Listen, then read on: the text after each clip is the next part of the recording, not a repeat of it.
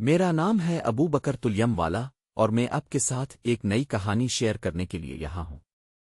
आज हम एक ऐसी किताब के बारे में बात करेंगे जो डिजिटल कहानी सुनाने और यूट्यूब एल्गोरिथम के बारे में है।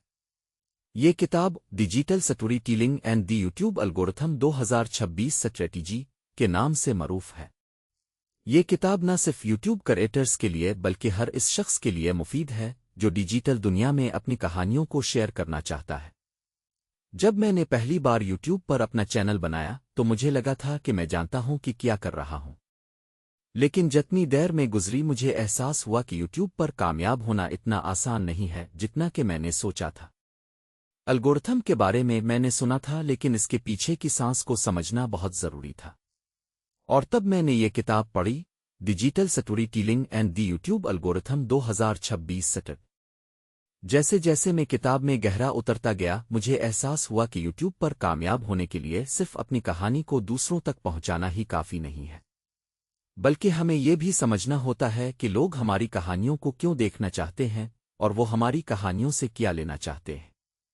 ये किताब मुझे यूट्यूब एल्गोरिथम के पीछे की साइंस को समझने में मदद करती है और मुझे अपनी कहानियों को ऐसे पेश करने का तरीका सिखाती है जो न सिर्फ देखने वालों को आकर्षण करता है बल्कि वो उनके साथ ताल्लुक भी कायम करता है। पहला अहम सबक जो मैंने सीखा वो ये है कि कहानी की ताकत को कम नहीं आना चाहिए।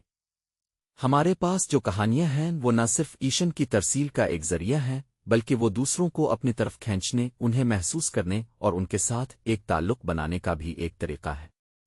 यूट्यूब पर जहां हर लम्हे लाखों वीडियोस अपलोड की जा रही हैं, हमें अपनी कहानियों को ऐसे तरीके से पेश करना होता है जिससे वो मुखातिबीन के दिलों को छू जाएं। दूसरा अहम सबक यह है कि हमें अपने मुखातिबीन की फहम हासिल करनी होती है। हमारे मुखातिब कौन हैं, वो क्या देखना चाहते हैं और वो हमारी कहानियों से क्या लेना चाहते हैं। ये समझना हमें अपनी कहानियों को ऐसे तरीके से डिज़ाइन करने में मदद करता है जो न सिर्फ उनकी तवज्जो को अपनी तरफ खींचता है बल्कि उनके लिए मेयार का भी फराहम करता है। यूट्यूब एल्गोरिथम भी इसी पर जोर देता है कि हम मुखातिबीन के लिए रिलेवेंट और मुफीद मवाद पेश करें। तीसरा और सबक जो मैंने सीखा वो ये है कि मुस्तकिल मिजाजी बहुत ज़रूरी है। यूट्यूब पर कामयाब होने के लिए हमें अपने मवाद को लगातार अपलोड करना होता है और अपने मुखातिबीन के साथ मरबूत रहना होता है।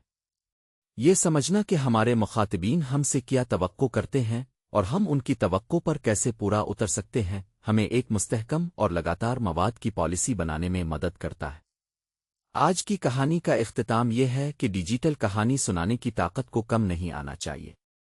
हमारे पास जो कहानियां हैं वो न सिर्फ हमारे तजुर्बात की अक्कासी करती हैं बल्कि वो दूसरों की जिंदगियों को भी मुतासिर कर सकती है।